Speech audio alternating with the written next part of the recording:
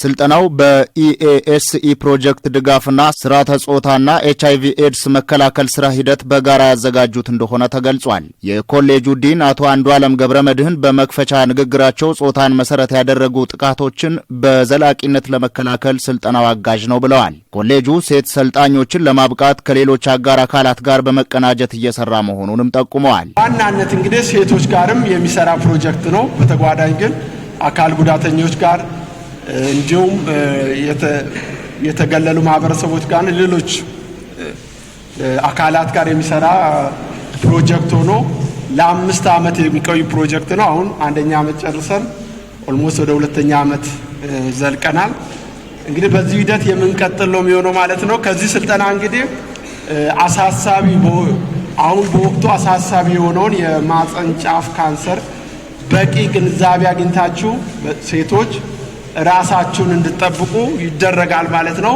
ወንዶች ደግሞ የሴቶችን ችግር ተረድታችሁ ድጋፍና እገዛ እንድታደርጉ ከዚህ ስልጠና የሚጠበቅ ነው የሚሆነው ማለት ነው።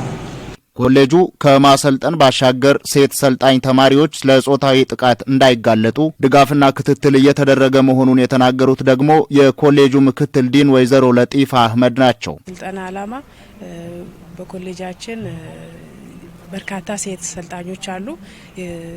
ኤችአይቪ ጋር በተያያዘ የማህፀን በር ካንሰር እንዲሁም የአባላዘር በሽታን በተያያዘ ከጤና ባለሙያዎች ጋር በመተባበር ስልጠና እየተሰጠ ነው ያለው። ሰልጣኞች በሚያገኙት ግንዛቤ መሰረት ጥቃት እንዳይደርስባቸው ራሳቸውን ለመከላከልና ሲደርስባቸው ደግሞ ቅሬታ ማቅረብ እንዳለባቸው አሳስበዋል። በርካታ ሰልጣኞች እንግዲህ ስለዚህ ስልጠና ግንዛቤ ላይኖራቸው ይችላል። ኮሌጃችን ከስልጠና ጎን ለጎን ለሰልጣኞች ደህንነትም ጭምር እየሰራ ስለሆነ በዚህም ስራ ሂደት አስተባባሪ አለ።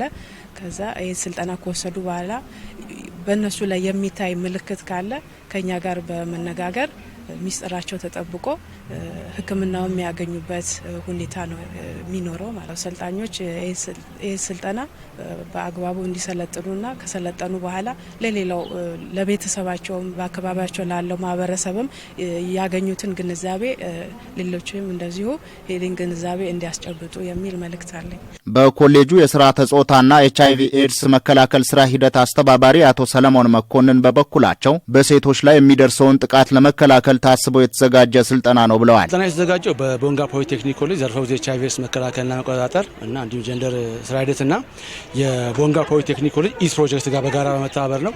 ኢስ ፕሮጀክት አተኩሮ ከሚሰራባቸው አንዱ ነገር ምንድነው? የፊሜል ኢንተርቬንሽን ነው። ሴቶች ላይ ከሴቶች ጋር በተያያዘ ዛሬ እንግዲህ የነበረን ፕሮግራም ዋና ዓላማ ምንድነው? የጾታዊ ጥቃትን በተመለከተ ለተማሪዎቻችንና ለአስተዳደር ሰራተኞች ስልጠና እየሰጠን ነው። ከዛ በተጨማሪ ደግሞ ወቅታዊ ችግር ከሆነው ከማህፀን ጫፍ ካንሰር ጋር እንደዚሁ ደግሞ ፋሚሊ ፕላኒንግ ላይ በተጨማሪ ደግሞ እንደነዚህ ወጣት ግለሰቦች ወይም ተማሪዎች አፍላ በመሆናቸው ስለ ኤችአይቪ ማወቅ ስላለባቸው መሰረታዊ የኤችአይቪ ግንዛቤ ማስጨበጫ ነው እየሰጠናቸው ያለ ነው። ይህን ፕሮግራም ደግሞ ብቻችን አይደለም የምንሰራው። የቦንጋ ፖሊቴክኒክ ኮሌጅ ሁሉ ጊዜ ስልጠና ሲሰጥ ስቴክ ሆልደርስ አሉት፣ አጋር ተቋማት አሉት። ብቻችን አንሰራ። ሁሌ በሚዲያ እንደምታዩት ይህን ፕሮግራም ስናዘጋጅ ከቦንጋ ገብረጻዲቅ ሻዎ ሆስፒታል ጋር ከከፋ ዞን ሴቶችና ህጻናት ከከፋ ዞን መምሪያ ጋር በጋራ በመሆን ነው። ስልጠናው ከጾታዊ ጥቃት ባሻገር የማህፀን ጫፍ ካንሰርንና ኤችአይቪ ኤድስን መከላከል ላይ ያተኮረ መሆኑን ጠቁመዋል። ስልጠና ዋና ዓላማ ምንድነው? ሴቶች በባህል ምክንያት በተለያየ ምክንያት ጾታዊ ጥቃት ይደርስባቸዋል።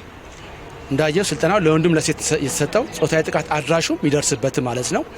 ሴቶች ጾታዊ ጥቃት ሊደርስባቸው የሚችልባቸው ምክንያቶች ተጋላጭነታቸውን ሊያጋልጣቸው የሚችላቸውን ነገሮች፣ ሁለተኛ የህግ አግባቡን፣ ሶስተኛ ደግሞ ጾታዊ ጥቃት ቢደርስባቸው ማን ጋር መምጣት አለባቸው፣ በምን አይነት መልኩ መፍትሄ ይሰጣቸዋል፣ ሶሉሽን ይሰጣቸዋል። ምክንያቱም እኛ ተማሪዎቻችን ጾታዊ ጥቃት ሲደርስባቸው ዲፌንድ እናደርጋለን፣ ወደ ህግ አግባብ እንወስዳለን፣ ከለላ እናደርጋለን። ተማሪዎቻችን የአባላዘር በሽታ ስልጠና ሰጥተናቸው የአባላዘር በሽታ አለብኝ የሚል ተማሪ ካለን ከኛ ከአጋር ተቋማት ጋር በመሆን እናሳክማለን። ከዛ ከምንም በላይ ደግሞ ፋሚሊ ፕላኒንግ ዛሬ እንዳየው የቤተሰብ እቅድ አስፈላጊ ነው። ጾታን መሰረት ያደረጉ ጥቃቶችን በመከላከል ረገድ የሚመለከታቸው አካላት ሚናቸውን ሊወጡ እንደሚገባም አሳስበዋል። አደራ ምላቸው ምንድነው?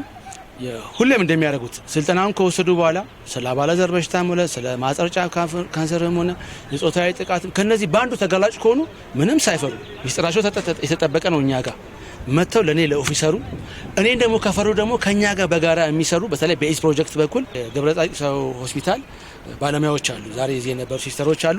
የነሱ ስልክኛ ጋር አለ። በተማሪ ተወካይ በኩል ወስደው በመገናኘት ሕክምና ማግኘት ይችላሉ፣ ወይም ደግሞ ወደ ህግ አግባብ የሚካሄድበትን እንትን መሄድ ይችላሉ። ግን በቀጥታ ለነሱ የማስተላለፍ መልእክት የተማራችሁትን የሰማችሁትን ነገር ወደ ተግባር ለውጡት።